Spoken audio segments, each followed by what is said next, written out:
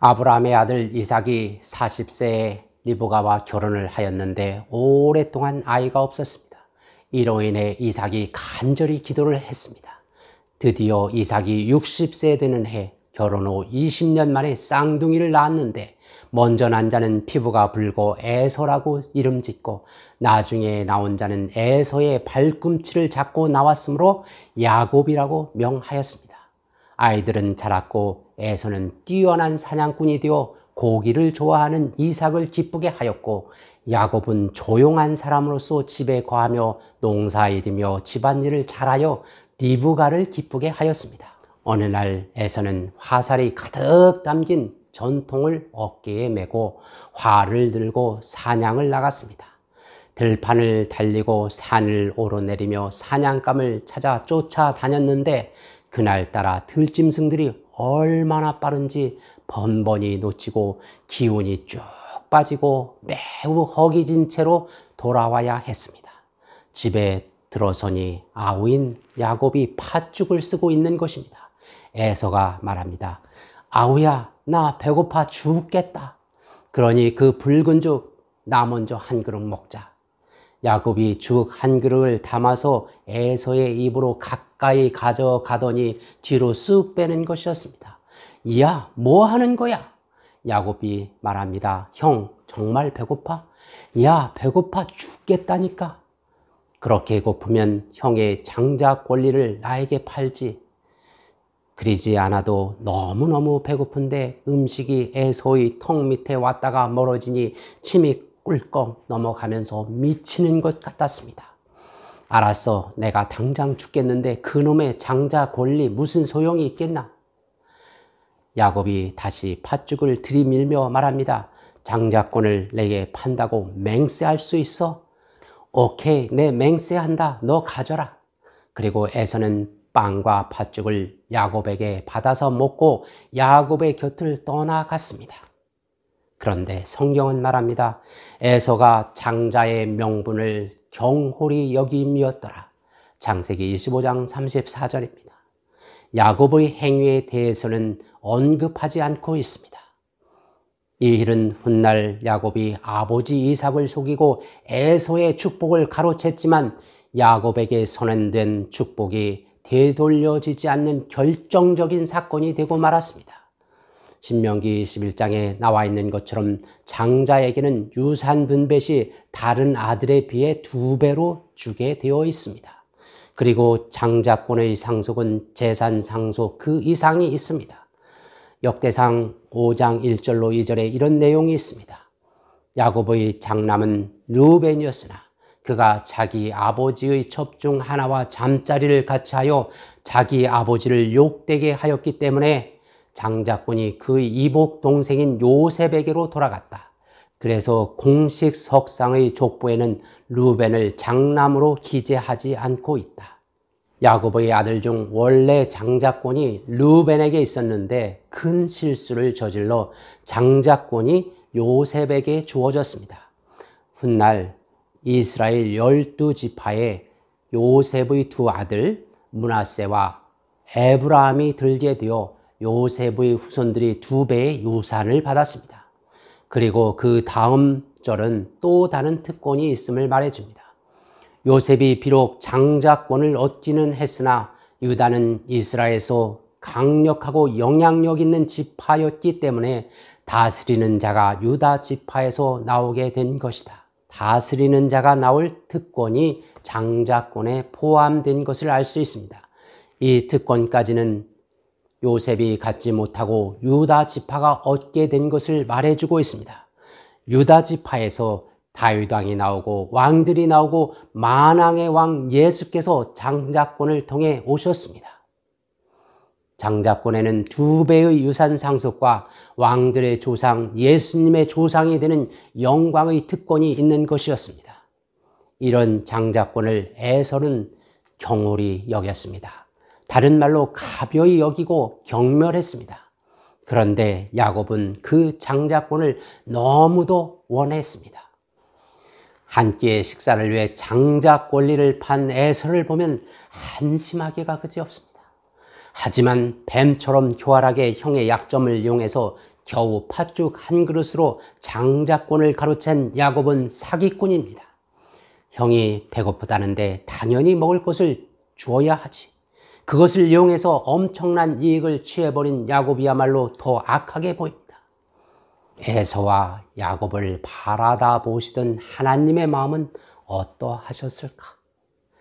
에서와 야곱이 이 일 후에 어떠한 삶을 살고 무엇을 얻었는지 궁금해집니다. 하나님께서 에서와 야곱을 바라다 보고 계십니다. 하나님은 누구에게 장자권을 물려주시려 할까요? 하나님의 시선이 에서를 향합니다. 장자의 권리를 장자인 에서에게 주고 싶은데 에서가 그것을 경멸합니다. 그리고 재물에 대한 욕심만 있습니다. 이러한 자에게는 아브라함에게 이삭에게 주었던 영원한 언약을 줄 수는 없습니다. 에서에게는 답이 없습니다. 그의 원대로 그냥 세상에서 잘 먹고 잘 살게 해주자. 이번에 하나님이 야곱을 바라다 봅니다.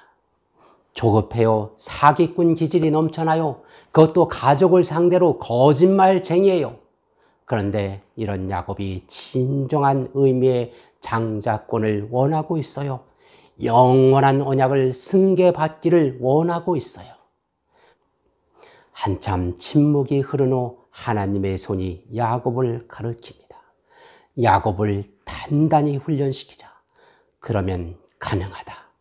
야곱이 돌베개를 베고 들판에서 잘 때는 찾아가지고 한 여인을 사랑할 때는 뜨거운 마음을 주지만 결혼 사기를 당할 때 약간만 물러나 줌으로 가족 간에 사기를 치는 그것이 얼마나 쓰는 것인지 깨닫게 해주자.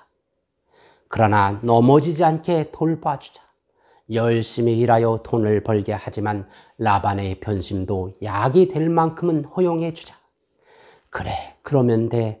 지금은 아니지만 잘 훈련시키면 이 야곱은 가능해. 하나님이 야곱을 위대한 자로, 승리자로 만들기 위한 훈련 내용과 시간표를 메모하시면서 야곱을 진정한 장자로 세우십니다. 이제 야곱과 에서의 인생이 또다시 전개됩니다. 에서를 속인 야곱은 나중에 아버지 이삭도 속입니다. 그리고 이삭으로부터 축복을 가로챘습니다. 에서가 분노했습니다. 야곱을 죽이기로 마음먹었습니다. 야곱이 도망가다가 들판에서 돌베개를 베고 잠이 들었습니다. 하나님은 야곱의 꿈속에서 하늘까지 닿는 사다리를 보여주었습니다. 야곱이 반응했습니다. 돌기둥을 세우고 하나님께 서약을 했습니다. 애삼촌 집으로 가서 라헬을 위해 7년을 봉사했지만 사기 결혼을 당해 레아와 첫날 밤을 보냈습니다. 그리고 일해준 품삯도 10번이나 사기를 당했습니다. 20년을 그렇게 지낸 후 그곳을 탈출하다가 애삼촌한테 붙잡혔을 때 야곱은 자신이 정말 고생했다고 성토합니다. 창세기 31장 40절 내가 이와 같이 낮에는 더위를 무릅쓰고 밤에는 추위를 당하며 눈 붙일 겨를도 없이 지내온 나이다. 그리고 밤새 씨름하다가 고관절이 탈골되어 절름발이가 되었습니다. 그의 고향 가나안으로 돌아오는데 형이 그를 죽이겠다고 군사를 몰고 옵니다. 그의 많은 재산을 형에게 주었고 형에게 머리를 숙이고 절했습니다. 겨우 고향으로 돌아왔건만 사랑하는 아내, 14년 인생을 바쳐 얻은 라헬이 난산하다 그만 죽었습니다. 야곱의 아들들은 서로 시기하여 끝내는 야곱의 가장 사랑하는 아들 요셉을 노예로 팔아버렸고 가나안 땅에는 극심한 기근도 찾아왔습니다. 그는 70명을 데리고 이집트로 갔습니다. 130세가 되던 어느 날 바로 앞에서 그는 자신의 삶을 어떻게 살았는지 고백합니다. 창세기 47장 8절과 9절 야곱이 바로에게 고하되 내 나그네의 길의 세월이 130년이니이다. 험악한 세월을 보내온 나이다. 야곱은 형을 속이고 아버지 이삭을 속인 후 정말 파란만장한 삶을 살다가 147세에 세상을 떠났습니다. 반면에 에서는 어떠했을까요? 에서의 삶이 성경에 많이 기록되어 있지는 않습니다. 고향으로 돌아오는 야곱을 에서가 만나러 갈 때 400인을 즉시 동원해서 데리고 간 것을 보면 그의 재산 규모를 짐작할 수 있습니다. 약 1200에서 1600명을 거느린 족장이었을 것입니다. 할아버지인 아브라함이 이삭에게 물려주고 이삭이 늘려놓은 재산을 야곱이 도망감으로 에서가 다 차지했습니다.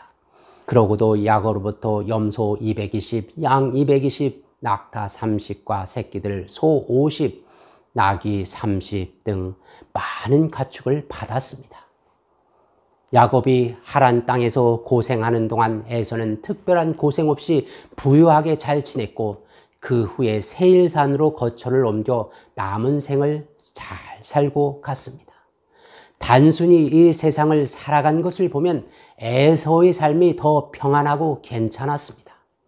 그런데 에서의 후손들은 이후 평범한 민족이 되었고 하나님을 잃어버렸습니다. 하지만 야곱의 후손들은 하나님께서 아브라함과 이삭에게 약속한 자손이 되었습니다. 하나님의 대표적인 백성이 되었고 하나님의 말씀을 간직한 나라가 되었습니다. 예수께서 이들을 통해 이 세상에 오셨고 하늘에는 거룩한 성 예루살렘이 있는데 그곳에 12문이 있고 그 문들 위에 야곱의 자손 12지파의 이름이 새겨져 있습니다. 에서가 장자권을 경홀히 여기지 않고 소중히 여겼더라면 가나안을 차지한 자들은 에서의 후손이 되었겠죠. 예수님도 에서의 후손이 되었겠죠. 하늘 예루살렘 성문들 위에 에서의 후손들이 새겨져 있었을 것입니다. 그러나 아쉽게도 에서는 그 일에 실패하였습니다. 하나님께서 비록 에서에게 세상의 평안을 주셨지만 무척 섭섭해 하셨습니다. 이 일로 약 1300년이 지난 후 말라기 1장 2절에서 4절을 통해 하나님께서 다시 말씀하십니다. 나 여호와가 말하노라 에서는 야곱의 형이 아니냐. 그러나 내가 야곱을 사랑하였고 에서는 미워하였다. 성경은 우리에게 에서처럼 되지 말라고 권면합니다. 히브리 12장 16절 한 그릇 식물을 위하여 장자의 명분을 판 에서와 같이 망령된 자가 있을까 두려워하라. 너희의 아는 바와 같이 저가 그 후에 축복을 기업으로 받으려고 눈물을 흘리며 구하되 버린 바가 되어 회개할 기회를 얻지 못하였느니라. 오늘날 하나님은 우리를 왕같은 제사장 삼기를 원하십니다. 거룩한 나라의 시민이고 하나님의 백성이 되기를 원하십니다. 우리가 전하는 예수 그리스도를 통해 세상이 구원받게 되기를 원하십니다. 하나님이 우리에게 주시는 소명은 소중한 것입니다. 이 소중한 특권을 경홀히 하지 않도록 조심하십시오. 여러분의 삶에 평안이 있기를 기원합니다. 그러나 우리가 부족해서 야곱처럼 시련을 만날지도 모릅니다. 험악한 세월을 보내었거나 앞으로 만날 수도 있습니다. 그러나 그것은 하나님이 우리를 버리셨기 때문에 일어나는 것이 아니라 그분의 백성으로 만들기 위해 하나님은 우리를 훈련시키고 단련시키고 있다는 것을 기억하십시오. 우리가 스스로 포기하지 않는다면 하나님은 우리를 버리지 않으실 것입니다. 오늘 이 방송을 듣는 모두는 승리하실 것입니다.